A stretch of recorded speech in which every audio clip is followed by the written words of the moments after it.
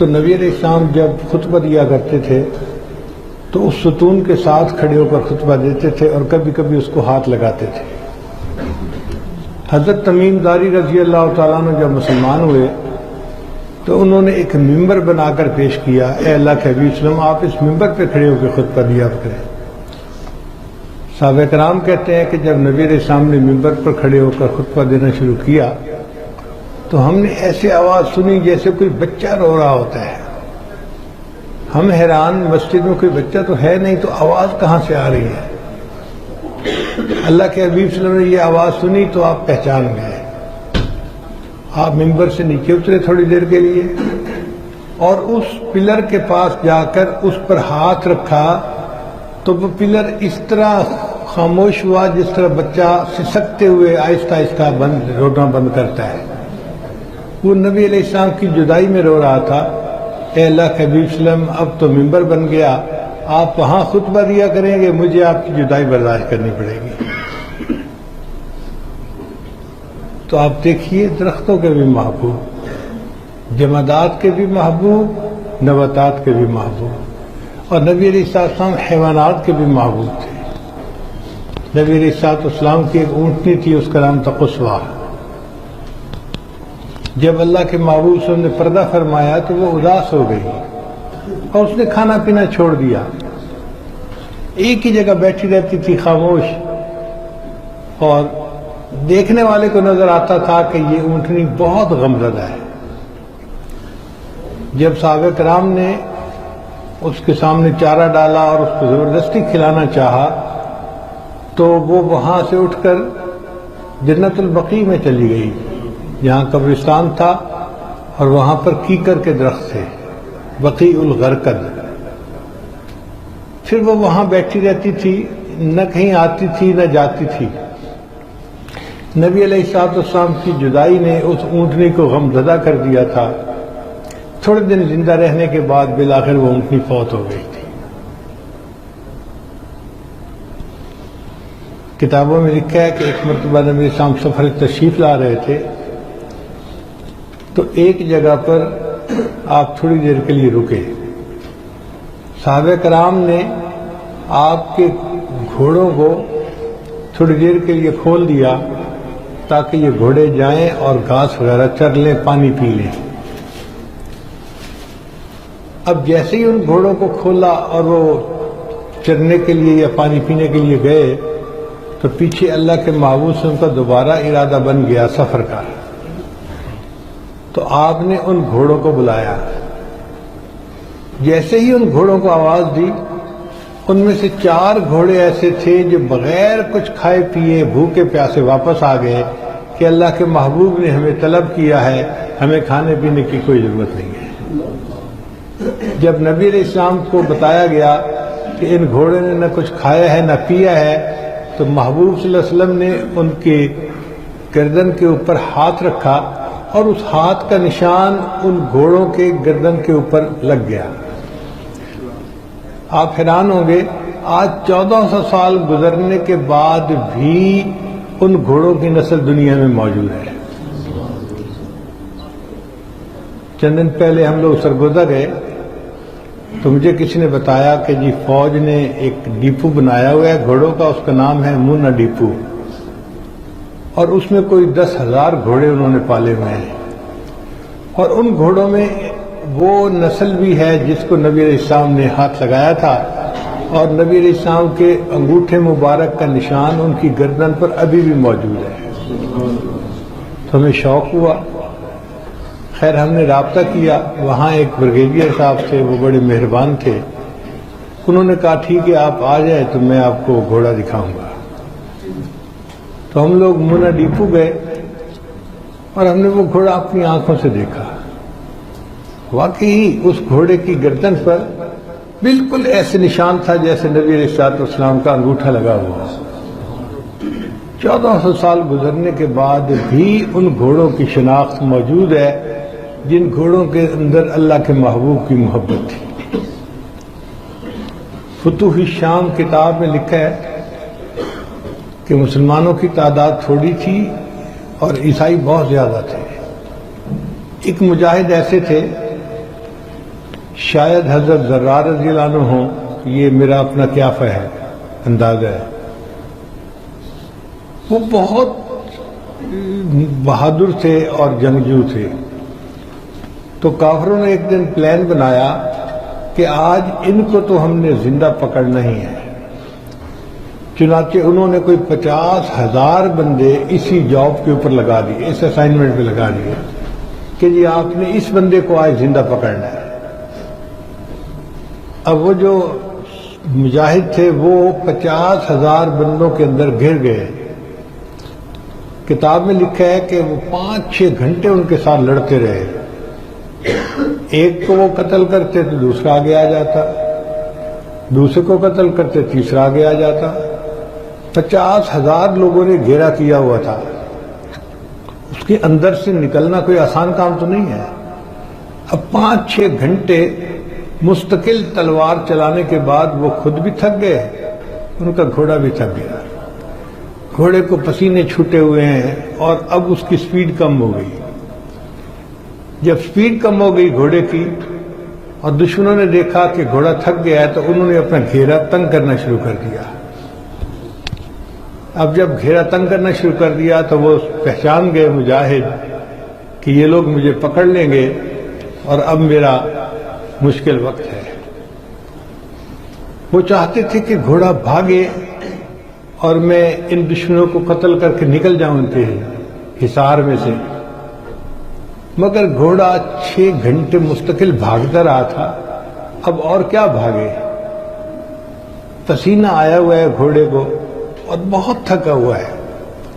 تو جب اس مجاہد نے دیکھا کہ اب گھوڑے کے اندر بھاگنے کی طاقت نہیں ہے، کتاب میں لکھا ہے کہ وہ گھوڑے کی پیٹھ پر بیٹھے ہوئے تھے، وہ آگے کو تھوڑا جھکے اور گھوڑے کے ماتھے کے اوپر ہاتھ پھیرا انہوں نے، اور ماتھے پہ ہاتھ پھیرنے کے بعد کہا، اے گھوڑے تم میرا ساتھ دے ورنہ میں نبی علیہ السلام کے روضے پہ جا کے تمہاری شکایت کروں گا۔ جیسے ہی انہوں نے یہ نام لیا، کہتے ہیں کہ وہ گھوڑا ہنہنایا اور اس کے بعد اتنا تیزی سے اس سے بھاگنا شروع کیا کہ پورے حصار کو توڑ کر وہ باہر نکل آیا۔ حیوانات کو بھی نبی علیہ السلام سے محبت تھی۔ حلیمہ سعدیہ کی ایک بیٹی تھی، ان کا نام تھا شیمہ، جوان العمر تھی، وہ بکریاں چراتی تھی۔ ایک دن کے 10-11 بج گئے اور شیمہ بکریاں چرانے نہیں گئی۔ تو حلیمہ سعدیہ نے پوچھا، بیٹی آج بکریاں لے کر کیوں نہیں گئی؟ اس نے کہا، امی گرمی بہت ہے، بکریاں زیادہ ہیں، ان کے پیچھے بھاگ بھاگ کے میری مچ ماری جاتی ہے، میں اکیلی ان کو نہیں چرا سکتی، میں تھک جاتی ہوں۔ بیٹی تمہارا باپ بھی بوڑھا ہے، بیمار ہے، میں بھی بوڑھی ہوں، بیمار ہوں، ہم تو یہ بکریوں کا کام کر نہیں سکتے چلانے والا، گھر میں تو ہی جوان العمر ہے تو کام تجھے ہی کرنا پڑے گا۔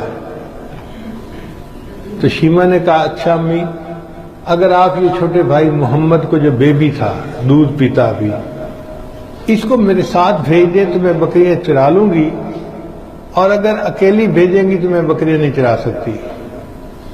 حلیمہ سعدیہ حیران، شیمہ کیا بات کر رہی ہے، تو بکریاں سنبھالے گی یا بھائی کو سنبھالے گی؟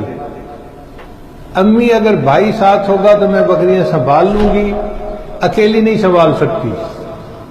تو ماں نے کہا کہ بیٹی آخر تو ایسی بات کیوں کہہ رہی ہے؟ تو شیمہ نے جواب دیا کہ امی، ایک دن میں اپنے بھائی کو اپنے ساتھ لے کر گئی تھی اور اس دن میں نے 3 باتیں بڑی انوکھی دیکھی تھی۔ پہلی بات کہ میں سارا دن بکریاں چراتی رہی اور ایک بادل نے میرے اوپر سایہ کیے رکھا، مجھے دھوپ میں اس دن چلنا ہی نہیں پڑا۔ اور دوسری بات، ایک راہب راستے میں ملا، اس نے میرے بھائی کو دیکھا اور اس کو بڑا پیار کیا اور مجھے کہنے لگا کہ تمہارا یہ بھائی بڑے ہو کر بڑی شخصیت بنے گا۔ امی مجھے اس کی تعریف بھی پسند آئی۔ اور تیسری بات، امی جب میں چراگاہ میں بکریوں کو چرانے کے لیے پہنچی تو میں تو بھائی کو گود میں لے کر ایک جگہ بیٹھ گئی اور بکریوں نے گھاس چرنا شروع کر دیا۔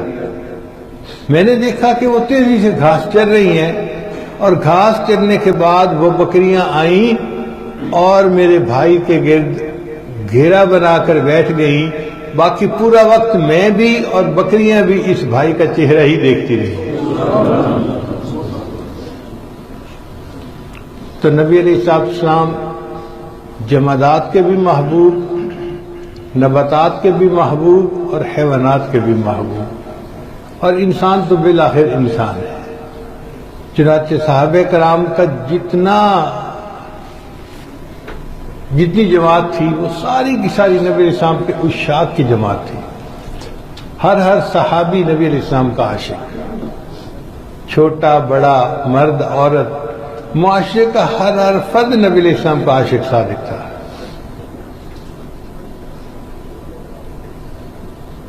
ویکھیا جے یوسف نو انگلیاں کٹیاں، آقا دے دیوانیاں نے جانا وار سٹیاں. عشق دی اخیر ویکھی او دے عاشقین دی، جگ دے حسینہ کولوں ود کے حسین دی. نبی علیہ السلام کے ساتھ صحابہ کرام نے ایسا عشق کیا کہ ایسے عشق کی مثال دنیا میں کہیں ملتی نہیں ہے. ان عاشقوں میں سب سے اعلیٰ نمبر جو لے گئے وہ تھے حضرت ابوبکر صدیق رضی اللہ تعالیٰ عنہ. نبی علیہ السلام نے ایک دن فرمایا حبب الی من دنیاکم ثلاث، مجھے تمہاری دنیا میں سے 3 چیزیں بہت پسند ہیں. ایک فرمایا کہ مجھے خوشبو بہت پسند ہے، نیک بیوی بہت پسند ہے، اور نماز بہت پسند ہے. مجھے دنیا میں 3 چیزیں بہت پسند ہیں. جب آپ صلی اللہ علیہ وسلم نے 3 چیزیں بتائیں تو ابوبکر صدیق فوراً کھڑے ہو گئے. اے اللہ کے حبیب صلی اللہ علیہ وسلم، مجھے بھی دنیا میں 3 چیزیں بہت پسند ہیں. ابوبکر کون سی؟ اے اللہ کے حبیب صلی اللہ علیہ وسلم، پہلی آپ کے چہرے انور کو دیکھتے رہنا، یہ چیز مجھے بہت پسند ہے، میں دیکھتا رہوں آپ کے چہرے انور کو. اور دوسری بات اپنا مال آپ کے اوپر خرچ کرنا. اور تیسری بات کہ میری بیٹی عائشہ آپ کے نکاح میں ہے. اب آپ تینوں چیزوں پر غور کریں تو کیا لگتا ہے کہ کوئی عاشق صادق ہے جو اپنے محبوب کے بارے میں بات کر رہا ہے. آپ کے چہرے انور کو دیکھتے رہنا، مال آپ پر خرچ کرنا اور اولاد کو آپ کی خدمت کے لیے پیش کرنا. چنانچہ سیدنا صدیق کے قرآن میں بیٹھے ہوئے رو رہے ہیں، دعا مانگ رہے ہیں. کس نے پوچھا ابوبکر آپ رو کیوں رہے ہیں؟ کہنے لگے کہ میرے پاس ان دنوں کچھ مال ہے اور میں چاہتا ہوں کہ نبی علیہ السلام کی خدمت میں ہدیہ پیش کروں، مگر لوگ کہتے ہیں کہ دینے والا ہاتھ اوپر ہوتا ہے اور لینے والا ہاتھ نیچے ہوتا ہے.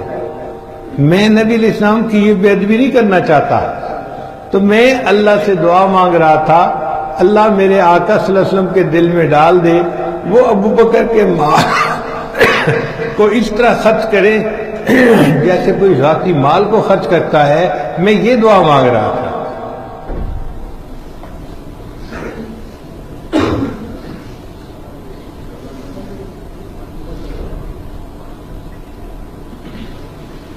ایک مرتبہ اللہ کے حبیب صلی اللہ علیہ وسلم نے ارشاد فرمایا کہ ہمیں اللہ کے راستے میں نکلنا ہے تو اس کے لیے تم لاؤ. حضرت عمر رضی اللہ عنہ کہتے ہیں کہ میں بڑا خوش ہوا. ان دنوں میرے پاس کچھ مال بچا ہوا تھا تو میں نے سوچا کہ آج میں ابوبکر سے بڑھ جاؤں گا. ویسے تو وہ مجھے آگے نہیں بڑھنے دیتے، آج میرے پاس چونکہ مال زیادہ ہے تو میں بڑھ جاؤں گا. چنانچہ میں گھر گیا اور میں نے جا کے اپنے مال کے 2 حصے کیے. آدھا حصہ بھی بچوں کے لیے رکھ دیا اور آدھا حصہ میں نے لا کے نبی علیہ السلام کی خدمت میں پیش کر دیا. اتنے میں وہ رفیق نبوت بھی آ گیا. نبی علیہ السلام نے پوچھا ابوبکر کیا لے کے آئے؟ اے اللہ کے نبی صلی اللہ علیہ وسلم، گھر میں جو کچھ تھا سارے کے ساری چیزیں میں نے گٹی میں باندھی اور آپ کی خدمت میں لا کے پیش کر دی. حتیٰ کہ اپنے جو کپڑے پہنے ہوئے تھے ان کو اتار کے ان کی جگہ ٹاٹ کا لباس اوڑھ لیا اور وہ کپڑے بھی دے دیے کہ یہ بھی کسی کے کام آ جائیں گے. دیوار پہ ہاتھ پھیرا، کوئی سوئی اٹکی ہوئی ہو تو میں وہ بھی پیش کر دوں. اے اللہ کے وسلم، گھر میں جو کچھ تھا میں نے لا کے آپ کے قدموں میں ڈال دیا ہے.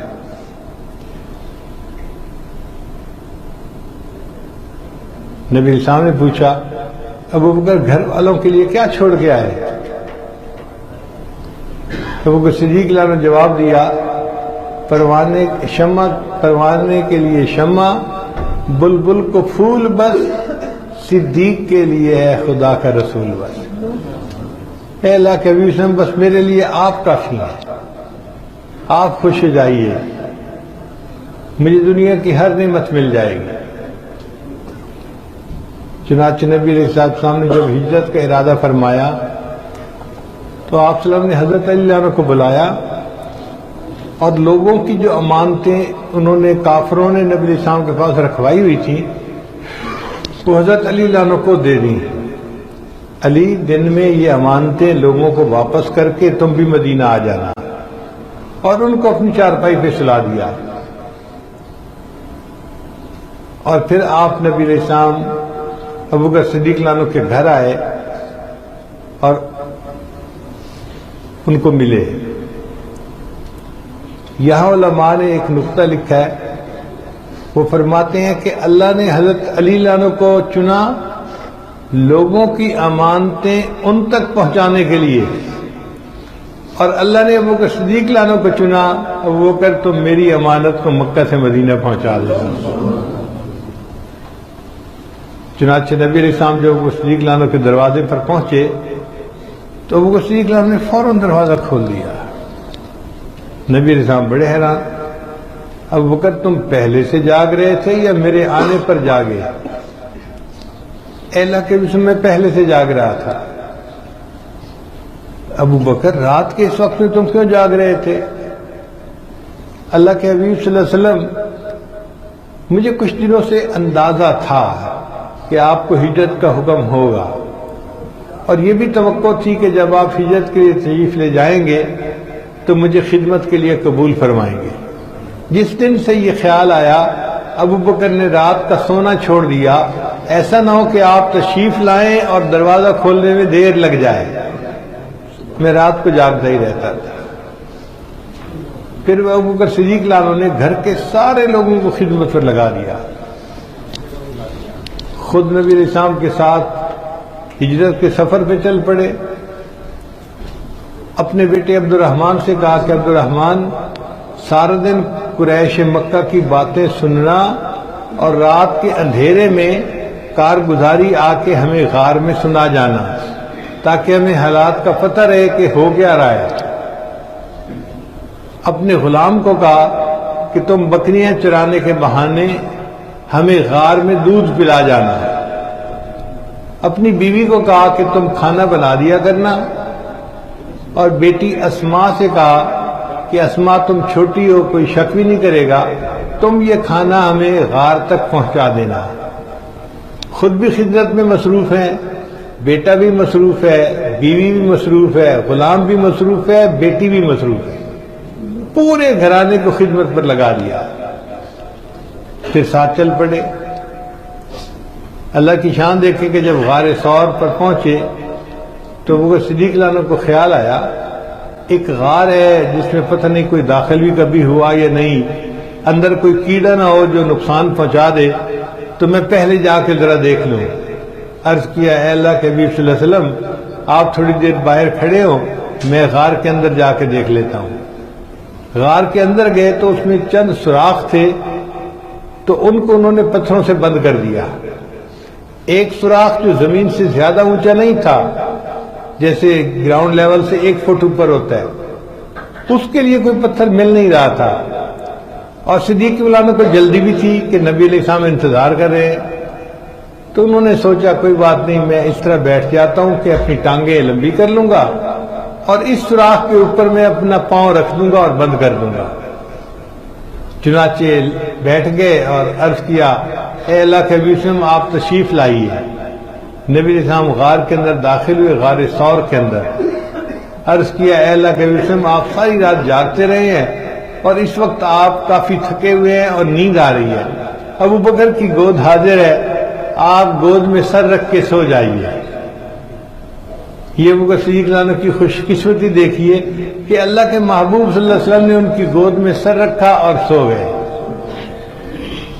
اور صدیق اکبر عنہ نبی اسلام کے چہرے انور کو دیکھتے رہے۔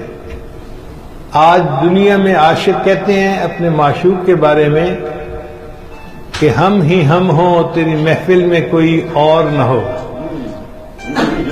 مگر ان کو یہ مواقع نہیں ملتے۔ اللہ نے سیدنا صدیق اکبر عنہ کو یہ موقع بھی عطا فرمایا۔ 3 دن رات کا وقت ہے، غار ثور کی تنہائی ہے اور کوئی ڈسٹرب کرنے والا نہیں ہے، اور صدیق اکبر عنہ نبی اسلام کے چہرے انور کو دیکھ رہے ہیں۔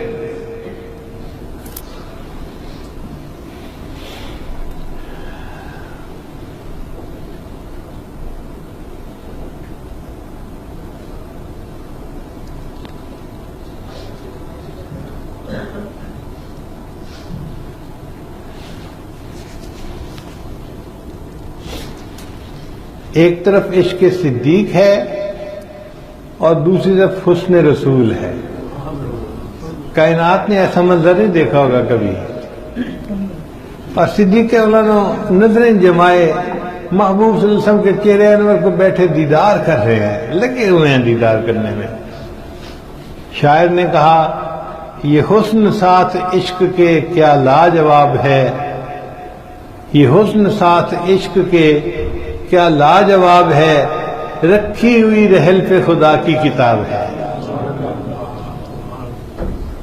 چنانچہ سید عطا اللہ شاہ صاحب بخاری رحمۃ اللہ فرمایا کرتے تھے، سیدنا صدیق اکبر عنہ کو مخاطب کر کے کہ اے اللہ کے محبوب کے رفیق، میں غار ثور کے بارے میں تصور کرتا ہوں تو مجھے یوں لگتا ہے کہ آپ کی گود رحل کی مانند ہے، اور میرے آقا صلی اللہ علیہ وسلم کا مبارک چہرہ کھلے ہوئے قرآن کی مانند ہے، اور ابو بکر تو مجھے قاری نظر آتا ہے، تو بیٹھا ہوا اس قرآن کی تلاوت کر رہا ہے۔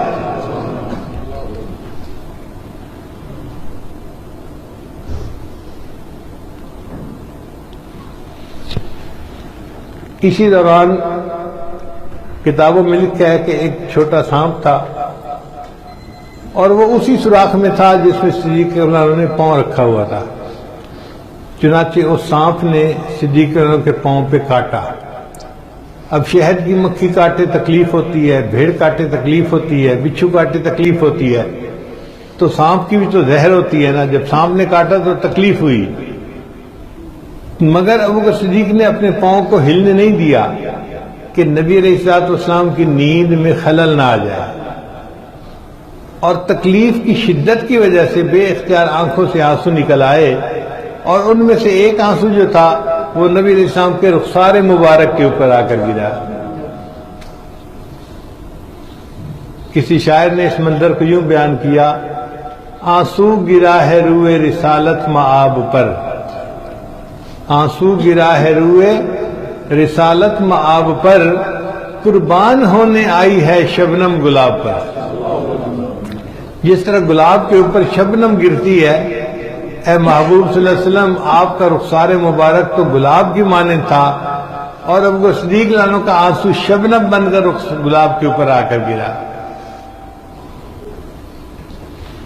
ان 3 دن راتوں کی اللہ کے ہاں وہ قیمت تھی کہ حضرت عمر رضی اللہ عنہ اکثر کہا کرتے تھے، ابو بکر میں اپنی پوری زندگی کے اعمال دینے کے لیے تیار ہوں، آپ غار ثور کے 3 دن رات کی نیکیاں اس کے بدلے میں مجھے دے دیجئے۔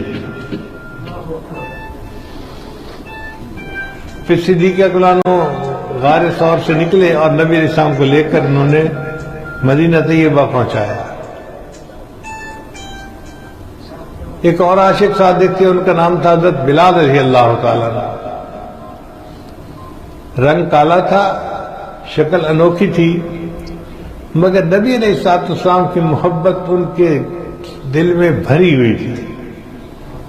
علامہ اقبال نے اس کے اوپر بڑے خوبصورت اشعار لکھے، فرماتے ہیں ادائے دید سراپا نیاز تھی تیری، کسی کو دیکھتے رہنا نماز تھی تیری. کہ بلال رضی اللہ تعالیٰ عنہ آپ جب بیٹھ کے خاموشی کے ساتھ نبی علیہ السلام کے چہرے کو دیکھتے رہتے تھے، مجھے یوں لگتا ہے کہ آپ نماز عشق ادا کر رہے ہوتے تھے. ادائے دید سراپا نیاز تھی تیری، کسی کو دیکھتے رہنا نماز تھی تیری. اور واقعی بلال عنہ کو نبی علیہ السلام سے بہت محبت تھی. حدیث پاک میں آتا ہے کہ وہ نبی علیہ السلام کی مبارک زندگی میں اذان دیا کرتے تھے. جب اللہ کے حبیب نے پردہ فرما لیا، انہوں نے اذان دینی چھوڑ دی. صحابہ نے پوچھا کہ اذان دینی کیوں چھوڑ دی؟ فرمانے لگے اذان دیتا تھا اور نبی علیہ السلام کا نام نامی اس میں گرامی آتا تھا تو اللہ کے محبوب کی زیارت کیا کرتا تھا. اب اذان دوں گا اور زیارت نہیں کر سکوں گا تو یہ جدائی مجھ سے برداشت نہیں ہوگی.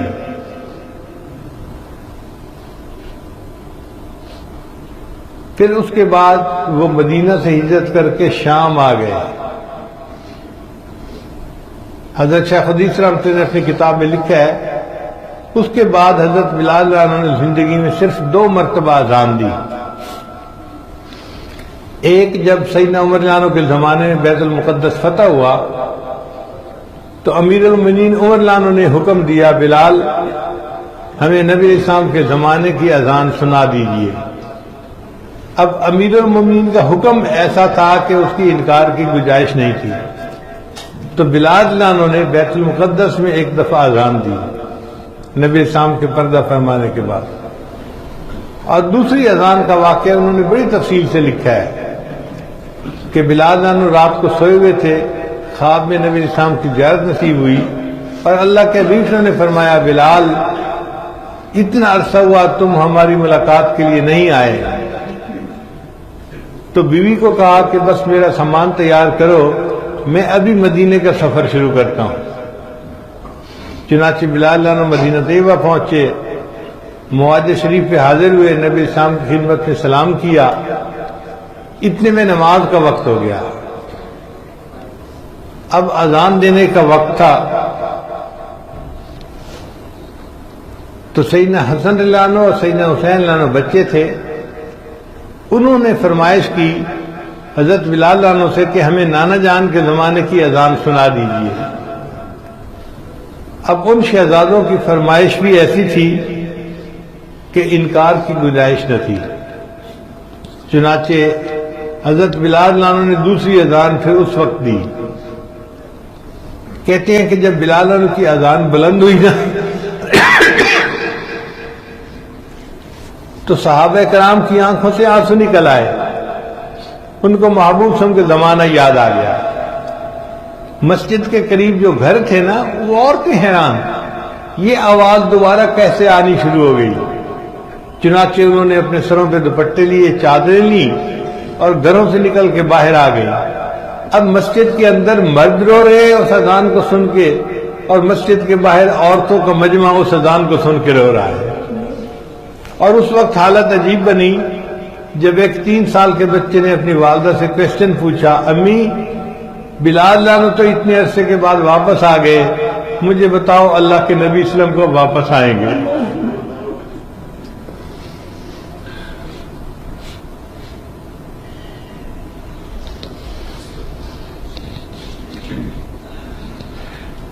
ایک تیسرے عاشق تھے، ان کا نام تھا سیدنا عمر فاروق رضی اللہ تعالیٰ عنہ.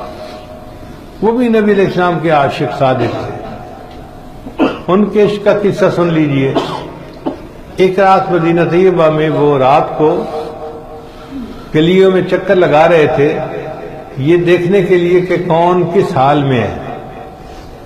ایک دروازے کے قریب پہنچے تو انہیں محسوس ہوا کہ اندر سے کوئی شعر پڑھ رہا ہے، اس کی آواز آ رہی ہے. ذرا غور کیا تو پتہ چلا کہ ایک بوڑھی عورت ہے جو اشعار پڑھ رہی ہے. اس بوڑھی عورت نے نبی علیہ السلام کی محبت میں کچھ اشعار لکھے تھے اور وہ تہجد کے وقت میں بیٹھی ہوئی وہ محبت بھرے اشعار پڑھ رہی تھی. حضرت مولانا نے جب وہ اشعار سنے تو دل تڑپ گیا. اس عورت کا دروازہ کھٹکھٹایا. عورت نے پوچھا کہ کس نے دروازہ کھٹکھٹایا؟ جواب میں فرمایا کہ امیر المومنین عمر بن الخطاب.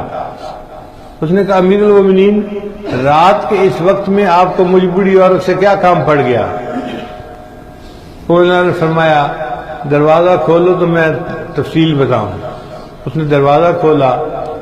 امیر المومنین اندر تشریف لائیے. عمر اللہ عنہ اندر داخل ہوئے اور زمین کے اوپر بیٹھ گئے. اس بوڑھی عورت نے کہا امیر المومنین آپ چارپائی پر بیٹھے. تو عمر اللہ عنہ نے جواب دیا کہ میں ایک فریاد لے کے آیا ہوں، اگر اس کو پورا کر دو گی تو میں چارپائی پہ بیٹھ جاؤں گا، ورنہ میں زمین پہ بیٹھا ہوں. بوڑھی عورت نے پوچھا امیر المومنین کیا فریاد لائے ہیں؟ تو فرمایا کہ ابھی تم نے نبی علیہ السلام کی محبت میں اشعار پڑھے ہیں، وہ میں نے سنے ہیں، اور ان کا جو آخری شعر تھا نا وہ یہ تھا کہ اے اللہ جنت میں مجھے اپنے محبوب کے ساتھ اکٹھا کر دینا. میں یہ فریاد لے کے آیا ہوں کہ اپنے اس آخری شعر میں تھوڑی سی ترمیم کر دو، رد و بدل کر دو، اور اس کو یوں بنا دو اے اللہ مجھے اور عمر بن خطاب کو جنت میں اکٹھا کر دیا. کتنی محبت تھی حضرت عمر لانو. اور یہی یاد حضرت عثمان غنی لانو کا تھا.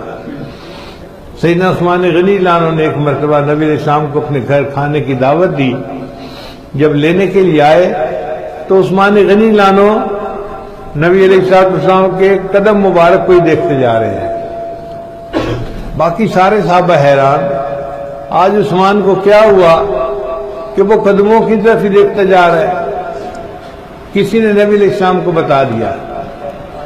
تو اللہ کے حبیب سے نے پوچھا عثمان کیا تم سارا راستہ میرے قدموں کی طرف دیکھتے رہے؟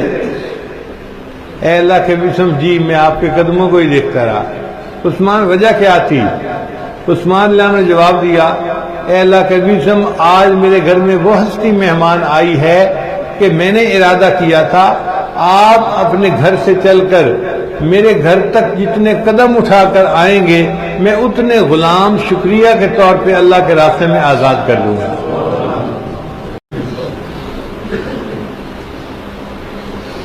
سیدنا علی لانو کی محبت کے قصے تو بہت عام ہیں.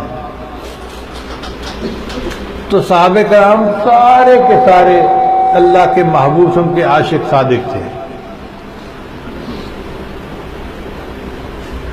ہر طبقہ کے لوگ، بوڑھے بھی تھے، جوان بھی تھے، بچے بھی تھے.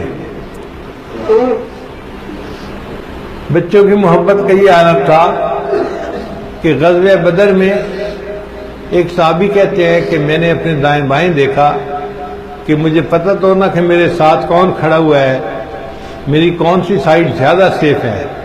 تو ایک سائیڈ پر تو ایک نوجوان صحابی تھے، مجھے ادھر سے کافی پروٹیکشن فیل ہوئی، اور دوسری طرف دو چھوٹے چھوٹے بچے کھڑے ہوئے تھے. جب میں نے ان بچوں کی طرف دیکھا تو بچے میرے پاس آئے اور کہنے لگے کہ انکل آپ ہمیں دکھا سکتے ہیں کہ ابو جہل کہاں ہے؟ میں حیران ہوا، یہ چھوٹے چھوٹے بچے ہیں اور یہ دشمنوں کے سردار سرغنہ ابو جہل کے بارے میں پوچھ رہے ہیں. میں نے پوچھا کیوں پوچھتے ہو؟ وہ بچے کہنے لگے کہ ہم نے سنا ہے کہ ابو جہل نبی علیہ السلام کی شان میں گستاخی کرتا ہے، ہم گھر سے ارادہ کر کے آئے ہیں، یا وہ زندہ بچ کے نہیں جائے گا یا پھر ہم زندہ بچ کے واپس نہیں جائیں گے. وہ صحابی کہتے ہیں کہ میں نے انہیں کہا کہ دیکھو وہ جو لوہے میں ڈوبے ہوئے دشمن کے فوجی کھڑے ہیں نا، ان کے درمیان میں جو سواری پر سوار ہے یہ ابو جہل ہے. بس ان بچوں کو نشاندہی کرنے کی ضرورت تھی. وہ بچے بھاگے، کسی نے خیال بھی نہیں کیا کہ یہ بچے کیوں بھاگ رہے ہیں. وہ دشمن کی صفوں میں گھس گئے اور ابو جہل تک پہنچ گئے. ابو جہل سواری پر بیٹھا تھا، بچوں کے قد چھوٹے تھے، وہ اس کے اوپر وار نہیں کر سکتے تھے. چنانچہ ان میں سے ایک نے ابو جہل کے گھوڑے کی ٹانگ پہ وار کیا. جب گھوڑے کی ٹانگ کٹی تو ابو جہل نیچے گرا. اب وہ دونوں بچے چاہتے تھے کہ ابو جہل کو ہم قتل کریں، مگر ان کے قد چھوٹے تھے، تلوار کی سائز لمبا تھا، وہ تلوار کو چلا بھی نہیں سکتے تھے، اتنے چھوٹے بچے تھے. حضرت عبداللہ بن مسعود عنہ فرماتے ہیں کہ میں وہاں قریب تھا، جب میں نے دیکھا کہ چھوٹے بچے تو ابو جہل کو قتل کر ہی نہیں پا رہے، میں آگے بڑھا اور میں نے تلوار کا وار کیا اور ابو جہل کو جہنم رسید کر دیا. چھوٹے چھوٹے بچوں کے دل میں اللہ کے محبوب کی محبت تھی.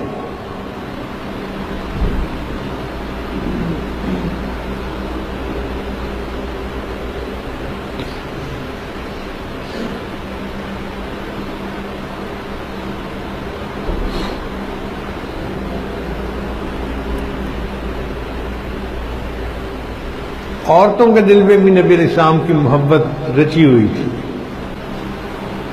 چنانچہ ایک انصاری عورت کا واقعہ ہے کہ ان کو جنگ احد میں اطلاع ملی کہ نبی علیہ السلام شہید ہو گئے.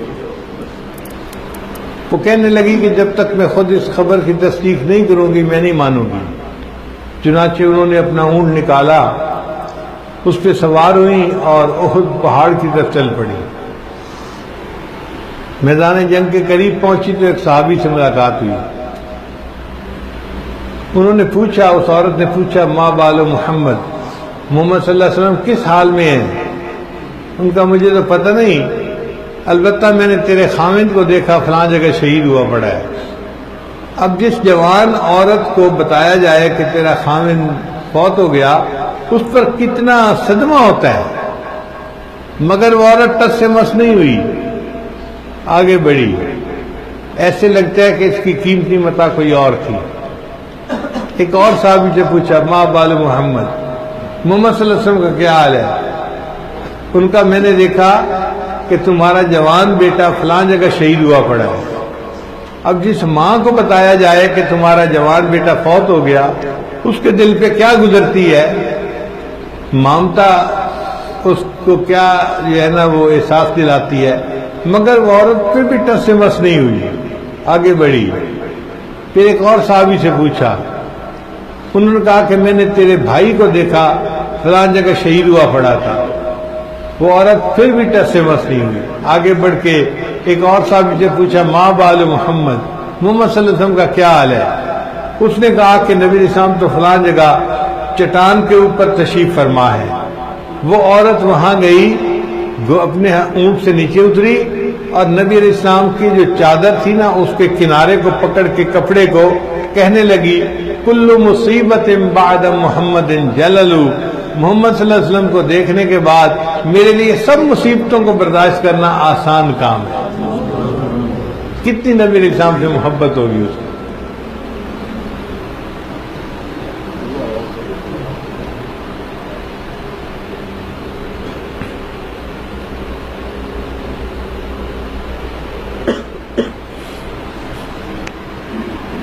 ایک مطلب نبی اسلام نے اعلان فرمایا کہ جہاد کا سفر کرنا ہے تو لوگ تیاری کریں جہاد کے لیے. اب مدینہ کے ہر گھر میں جہاد کے لیے تیاری ہو رہی ہے. ایک گھر ایسا ہے جس میں ایک مجاہد پچھلی جنگ میں شہید ہو چکے تھے اور اب ان کی بیوی اکیلی گھر میں رہتی تھی. ایک چھوٹا دودھ پیتا بچہ اس کی گود میں تھا. وہ بچے کو گود میں لے کے بیٹھی ہے اور اپنے خاوند کو یاد کر کے رو رہی ہے، آج میرا خاوند زندہ ہوتا میں اسے تیار کر کے نبی علیہ السلام کی خدمت میں بھیجتی، میں آج اس نعمت سے محروم ہوں. خوب روئی. جب تھک گئی رو رو کے تو اپنے بچے کو اٹھایا، چھوٹے معصوم بچے کو، اور مسجد نبی میں آ گئی. حدیث پاک میں آتا ہے کہ نبی علیہ السلام مسجد میں تشریف فرما تھے. وہ عورت آئی اور اس نے اپنے چھوٹے دودھ پیتے بچے کو نبی علیہ السلام کی گود میں ڈال دیا. اے اللہ کے حبیب صلی اللہ علیہ وسلم، میرے اس بچے کو جہاد کے لیے قبول کر لیجئے. نبی علیہ السلام حیران. پوچھا اس عورت سے، یہ چھوٹا بچہ جہاد کیسے کر سکتا ہے؟ اس عورت نے جواب دیا، اے اللہ کے حبیب صلی اللہ علیہ وسلم، جس مجاہد کے پاس ڈھال نہ ہو آپ میرا بچہ اس کو پکڑا دیں جب دشمن تیروں کی بارش برسائے گا تو یہ میرا چھوٹا بچہ دشمن کے تیروں کو روکنے کے کام آ جائے گا۔ آج بچے کو کانٹا چبھے ماں کا دل جو ہے تکلیف محسوس کرتا ہے۔ یہ عورت اپنے دودھ پیتے بچے کو پیش کر رہی ہے کہ یہ دشمن کے تیروں کو روکنے کے کام آ جائے گا۔